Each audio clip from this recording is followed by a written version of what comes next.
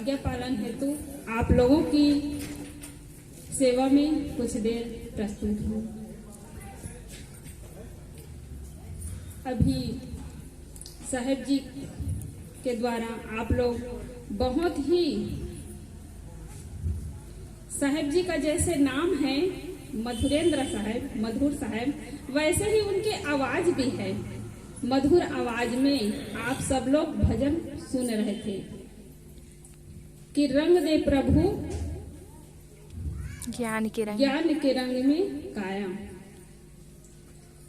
यहाँ हम लोग सत्संग में आए हैं तो अपने मन को रंगाने के लिए आए हैं, और इस सत्संग में आते हैं तो किस रंग में हमारा मन रंगेगा। और दुनियादारी में जब लगते हैं, दुनिया में घूमते हैं, तब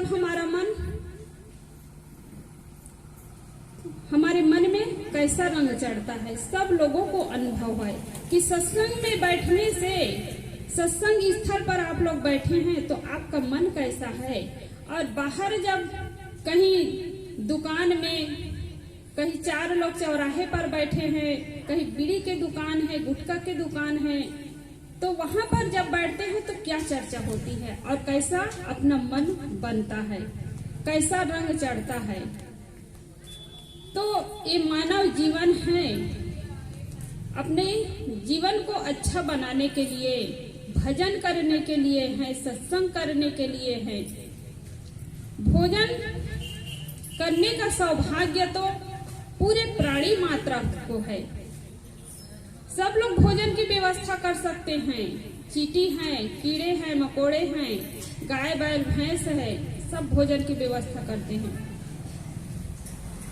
लेकिन भजन केवल मनुष्य ही कर सकता है। इसलिए कहते हैं बड़े भाग्य मानुष तन पावा। ये सौभाग्य की बात है कि बड़े भाग्य से हमें यह मानव तन मिला है। तो हम अपने मन को ज्ञान के रंग में रंगाए।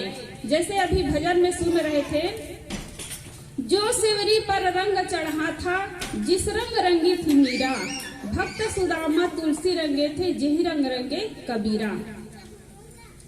तो हमारे इस भारत देश में कितने बड़े बड़े महापुरुष हुए। शरीर से तो कोई अलग नहीं है, सबका शरीर 5 तत्वों से बना है। और बड़े बड़े महापुरुष जो हुए हमारे बीच में नहीं है, उनका शरीर भी 5 तत्वों का रहा। शरीर में कोई फर्क नहीं है, फर्क होता है हमारे समझ में। और समझ के फेर के कारण ही हीरा और कंकड़ में अंतर होता है। मनुष्य में भेद होता है। चोर भी दिखने में वैसा दिखेगा और साधारण इंसान भी वैसा दिखेगा। कोई भी मनुष्य को ले लीजिए, शरीर से तो वैसा ही दिखेगा, लेकिन उसका कर्म अलग होता है, उसका व्यवहार अलग होता है। और इसी कारण है कि उनको कर्म के हिसाब से ही सुख और दुख मिलता है। तो हम अपने मन को किस दिशा में लगाएं जिससे हमारा मन सुंदर बने, जिससे हमारे जीवन में सुख मिले, शांति मिले। सुख और शांति तो सभी लोग चाहते हैं। एक चोरी करने वाला इंसान है, डाका डालने वाला है, मिलावटबाजी करने वाला है, घुसखोरी करने वाला है, सब अपने जीवन में सुख चाहते हैं, शांति चाहते हैं। लेकिन दिशा गलत होने के कारण, कर्म गलत होने के कारण उनको दुख मिलता है। करोड़पति होने के बाद भी उसको चैन नहीं उसके जीवन में। और जिसके अंदर में समझ है, जो ईमानदारी पूर्वक कमाता है, ईमानदारी पूर्वक व्यवहार करता है और जीवन यापन करता है, उसका जीवन सुखमय होता है। इसलिए कहते हैं चैन मिले जो कुटिया में, ना महल न कोठी में, जरा खा के देखो बड़ा मजा मेहनत की रोटी में, जरा खा के देखो बड़ा मजा मेहनत की रोटी में। लगता जरूर है कि हम रातों रात करोड़पति बन जाएंगे तो सुख चैन से जीवन जिएंगे, लेकिन डाका डाल करके, चुरा करके, पाप कर्म करके यदि धन घर में लाए तो वो धन से आपको सुख नहीं मिलने वाला है। आप धन से गाड़ी खरीद सकते हैं, 4 मंजिल का मकान बना सकते हैं, गाड़ी बंगला खरीद सकते हैं, कीमती वस्त्र खरीद सकते हैं, गहना जेवर खरीद सकते हैं, लेकिन चैन से जी नहीं सकते हैं। तो इसलिए अपनी कमाई आपकी ना मायना बाप की। अपनी जो कमाई होती है, चाहे अच्छा हो चाहे बुरा हो, वही अपना काम आता है। तो अच्छा काम करता है, उसके जीवन में सुख है, शांति है, सुखी जीवन जीता है। और वो इंसान झोपड़ी में रहकर भी सुखी जीवन जी सकता है। आज हम देखते हैं आदमी के पास कपड़ा नहीं है इसलिए दुखी नहीं है, आदमी के पास खाने के लिए अन्न नहीं है इसलिए दुखी नहीं है, वह मन से दुखी है। जिसके पास रोटी नहीं है खाने के लिए वो दुखी है तो समझ में आता है, पहनने के लिए कपड़ा नहीं है तो दुखी है तो समझ में आता है, रहने के लिए छाया न हो तो दुखी जीवन जी रहे तो समझ में आता है। लेकिन आज हम देखते हैं तो हर चीज से संपन्न है, धन धान्य से संपन्न है, फिर भी दुखी जीवन जी रहे हैं। जितने बड़े बड़े धनी लोग हैं उसी का चेहरा हम देखते हैं तो मुरझाया हुआ होता है, लेकिन एक गरीब इंसान दिन भर मजदूरी करता है और शाम को आता है लेकिन उसके चेहरे पर मुस्कान होता है। उसके लिए कोई चिंता नहीं है कि कल हमारे पास खाने के लिए है कि नहीं है, इसकी चिंता भी नहीं करते हैं। तो हम मन से सुखी और दुखी होते हैं। तो सत्संग में आए हैं तो जीवन को अच्छा बनाने के लिए, मन को अच्छा बनाने के लिए आए हैं।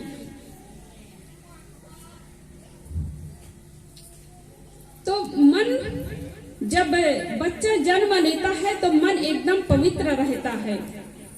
आप सब लोग जानते हैं जब बच्चा जन्म लेता है तो उसके मन में कोई प्रकार की गंदगी नहीं, कोई प्रकार के मैल नहीं, सबके लिए पवित्र भाव होता है।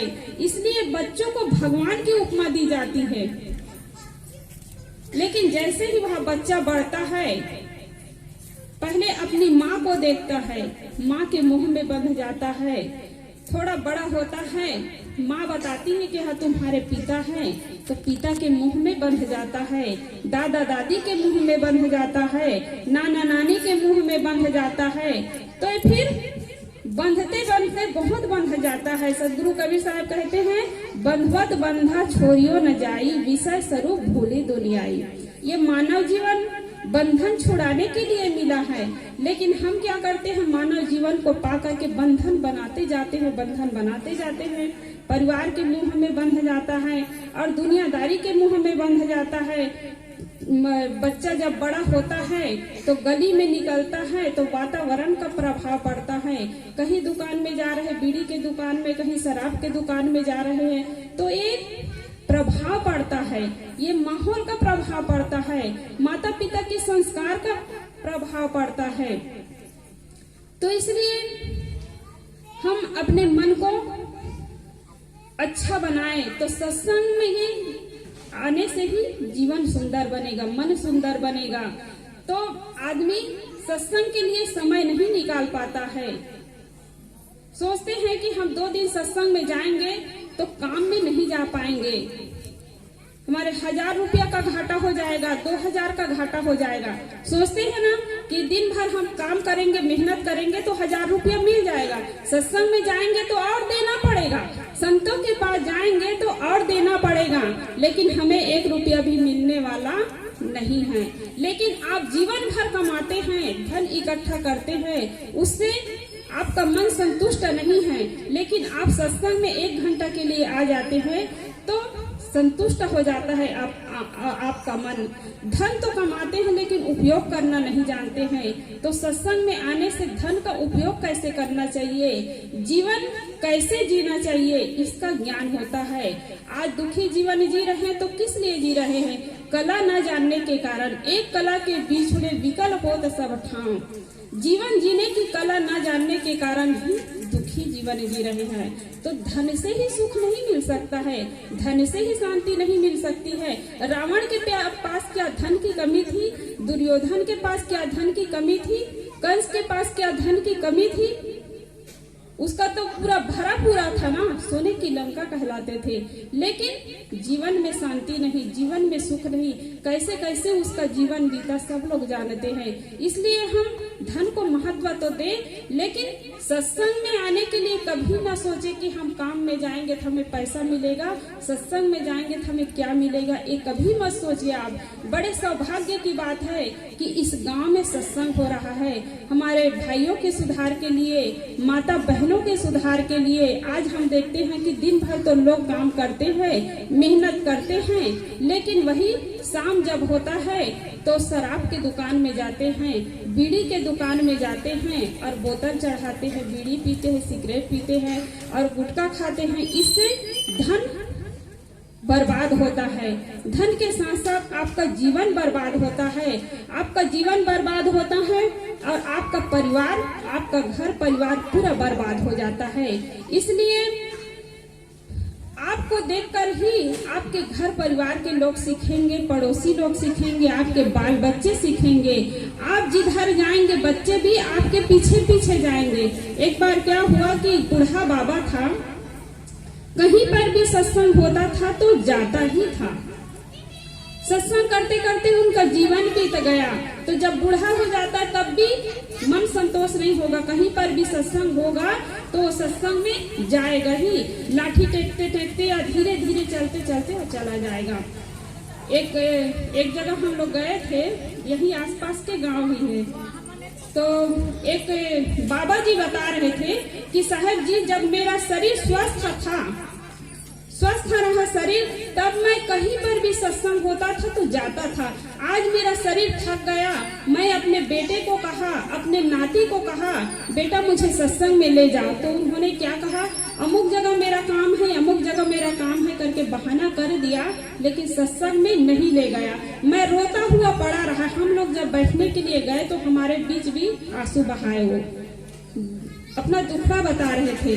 तो हम लोगों को भी लगा, और मेरी एक आदत है, कहीं पर बूढ़ा और बूढ़ी हो, जब अपना दुखड़ा कोई बताए, कुछ चर्चा करते हैं, तो मुझे अच्छा लगता है कि वहाँ पर समय देना, वहाँ पर बैठना, थोड़ा बैठ के वहाँ से निकल जाए घर से, ऐसा नहीं लगता है। बस चाहे घंटों बीत जाए, आधा घंटा बीत जाए, उन लोगों के पास बैठना ही अच्छा लगता है। क्योंकि घर से जब बाहर नहीं निकल सकते हैं, बूढ़े हो जाते हैं, तो वो लोग सोचते हैं कि कोई मेरे पास आकर के बैठे, उनके पास मैं अपना दुखड़ा सुनाऊं। संत महात्मा हो चाहे कोई सज्जन इंसान हो, वो देखते हैं। और ऐसे स्थिति में एकदम निकल जाओ घर से तुरंत बैठ करके, अच्छा नहीं लगता है। तो रो रहे थे कि साहब जी, मैं बहुत दुखी था उस दिन भर रोया, मुझे कोई सत्संग में नहीं ले गया। तो दूसरे पड़ोसी को कहा, तो पड़ोसी के जो लड़का था वो मुझे ले गया एक दिन सत्संग में, आखिरी दिन। तो ऐसी स्थिति होती है। तो जब हमारा शरीर स्वस्थ है, आंख स्वस्थ है, हाथ स्वस्थ है, पूरा शरीर स्वस्थ है, तो कभी बहाना नहीं करना चाहिए कि मैं सत्संग में नहीं जाऊंगा। जब शरीर थक जाएगा तो पछताने से कुछ नहीं होता है। इसलिए शरीर जब स्वस्थ है तब धर्म का काम कर लीजिए, परोपकार का काम कर लीजिए, दान का काम कर लीजिए, सेवा का काम कर लीजिए। और शरीर थक जाएगा तो कुछ मिल नहीं पाता है। इसलिए कभी बहाना न करे। करत विचार जन्म गौखी से ईतन रहत असाधा। ये शरीर जो है बिना साधना भक्ति किए ही रह जाएगा और एक दिन मौत के निकट हम पहुंच जाएंगे, फिर कुछ नहीं कर सकते हैं। तो एक बूढ़ा बाबा था, कहीं पर भी सत्संग होता था तो पहुंच ही जाता था। तो शरीर जब थक गया तो आंख से कम दिखाई देने लगे, कान से कम सुनाई देने लगे, फिर भी सत्संग में जाता था। तो एक जवान व्यक्ति बैठा था, नवयुवक, चौराहे पर। वो सोच रहा था कि बूढ़ा बाबा सत्संग में जाता है तो क्या फायदा इनके जाने से, क्योंकि ना दर्शन कर सकते हैं संतों के, ना सुन करके किसी को बता सकते हैं। तो उन्होंने एक दिन वो बूढ़ा बाबा को खड़ा करके पूछ ही लिया कि बाबा जी, आप सत्संग में जाते हैं तो क्या फायदा। और वो नवयुवक जो देख रहा था, बूढ़ा बाबा रोज सत्संग में जा रहा है, यही चौराहे से निकलता है, लेकिन वो बूढ़ा बाबा को देखता था, सत्संग में नहीं जाता था।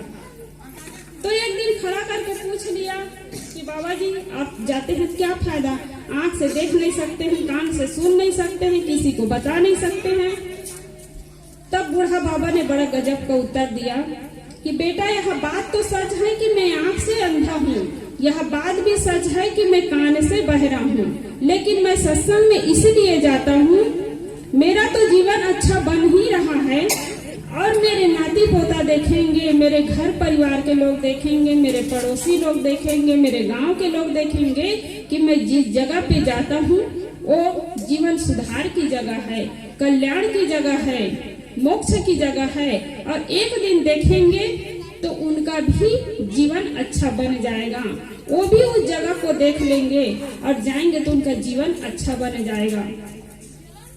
आप घर से निकलते हैं तो आपके छोटे बच्चे हैं, वहाँ उंगली पकड़ करके वो निकलता है। आप दुकान में जाते हो तो क्या खाते हैं क्या पीते हैं वो बच्चा देखता है। वो बच्चा को आप नहीं देते हैं कि आप जानते हैं कि गलत चीज है, मैं जो खा रहा हूँ, बीड़ी पी रहा हूँ ये गलत चीज है, शराब पी रहा हूँ ये गलत चीज है, इसलिए आप अपने बच्चों को नहीं खिलाते हैं, अपने बच्चों को नहीं पिलाते हैं। लेकिन वो बच्चा देखता जरूर है। गुड़ाखू करती है हमारी माताएं, हमारे भाई लोग भी देखते हैं, करते हैं, वो छोटे छोटे बच्चे लोग देखते हैं। आप खुद समझते हैं कि ये गलत चीज है, इसलिए आप बच्चों को नहीं खिलाते हैं, बच्चों को नहीं देते हैं, और वो बच्चा देखता है। आप बताएंगे तो बच्चा समझेगा नहीं, लेकिन आपके एक एक क्रियाकलाप को बच्चा देखता है और वही काम करता है। इसलिए हर माँ बाप चाहते हैं कि हमारा बच्चा अच्छा निकले, सज्जन इंसान बने, सबके नजर में अच्छा हो। तो उसके पहले आप अपने जीवन को अच्छा बनाएं, तब बच्चों को अच्छा संस्कार दे सकते। बच्चा का भविष्य अच्छा बनेगा तो आपका भी भविष्य अच्छा बनने वाला है, केवल बच्चे के लिए ही नहीं, क्योंकि वही बच्चा बड़ा होगा तो आपकी सेवा करेगा, आपकी आज्ञा का पालन करेगा और आपका नाम रोशन करेगा। इसलिए अपने जीवन को अच्छा बनाएं और बच्चों को भी अच्छा संस्कार दे। और आदमी क्या करते हैं, बच्चों को पैसा कमाने के लिए तो सिखाते हैं, धन कमाने के लिए सिखाते हैं, लेकिन 2 मिनट बिठा करके घर में कोई अच्छी बात नहीं बताते हैं। मैं हर माता पिता से यही निवेदन करना चाहती हूँ कि बच्चा तो समय से खेलने के लिए चला जाता है, समय से स्कूल जाता है, लेकिन शाम को जब बच्चा घर में वापस आता है, आप लोग भी काम करके घर में आते हैं, सब लोग इकट्ठे होते हैं शाम के समय, तो हर माँ बाप को पूछना चाहिए अपने बच्चों से कि बेटा आप अपने दिन भर में आज कौन सा अच्छा काम किए हो। तो बच्चा अच्छा काम किया रहेगा तो दिल खोल के बताएगा, और नहीं किया रहेगा तो वो सोचेगा कि मैं कौन से अच्छा काम करूं कि ताकि मेरे माता पिता पूछेंगे तो मैं बता सकूंगा। अच्छी अच्छी कहानी बताना चाहिए, बच्चों को अच्छा बात बताना चाहिए, कुछ सिखाना चाहिए। स्कूली पढ़ाई तो अपने जगह पर है, लेकिन व्यवहार और संस्कार को तो आप दे सकते हैं, आप सिखा सकते हैं। कल हमारे साहब जी बता ही रहे थे कि घर एक पाठशाला है, घर से ही शुरुआत होता है कि बच्चों को क्या सिखाना है, कैसे रखना है, ये माँ बाप के ही हाथ में है। आज हम देखते हैं भगवान की पूजा तो लोग करते हैं, आप लोग बड़े बड़े लोग भी भगवान की पूजा करते हैं, मंदिर में जाते हैं, लेकिन घर में कौन अपने माँ बाप की पूजा करते हैं। आप अपने माँ बाप की यदि पूजा कर लेंगे तो भगवान के पास जाने की, मंदिर में जाने की जरूरत नहीं है। और बच्चा देखता है तो वो भी वही मंदिर में जाता है, लेकिन भगवान माता पिता की पूजा नहीं करता है, माता पिता की सेवा नहीं करता है। तो माँ बाप से बढ़ करके कोई भगवान नहीं है। और सबसे बड़ी तो हमारी माँ है, माता तब पिता। जब बच्चा गर्भ में रहता है, बच्चा बाहर आने के बाद घर के अन्य सदस्यों का प्यार मिलेगा बच्चों को, लेकिन बच्चा जब गर्भ में पल रहा है तो माँ का प्यार मिलता है। वहाँ पर हमारी माताएं जानती हैं, हमारे भाई लोग भी जानते हैं, गर्भ काल से ही हमारी माँ का हमें प्यार मिला, लेकिन गर्भ से बाहर आने के बाद, बच्चा बड़ा होने के बाद माँ बाप के प्यार को भूल जाते हैं। दुनियादारी के चकाचौंध में, दुनियादारी के वातावरण का प्रभाव पड़ता है तो माँ बाप को भूल जाते हैं। माँ बाप के पैर छूना पसंद नहीं करते हैं, माँ बाप के सामने सिर झुकाना पसंद नहीं करते हैं। तो आप गलत खान पान से बचें और बच्चों को अच्छा संस्कार दे। आप अपनी माँ बाप की पूजा करेंगे, माँ बाप की सेवा करेंगे तो बच्चा भी वही देख देख करके सीखेगा। तो सबसे पहले अपने जीवन को अच्छा बनाए तो वही प्रभाव परिवार और समाज में पड़ता है और यही हमें जरूरत है। इन्हीं शब्दों के साथ मैं अपनी वाणी को विराम देती हूँ। बोलिए सद्गुरु देव की जय। सद्गुरु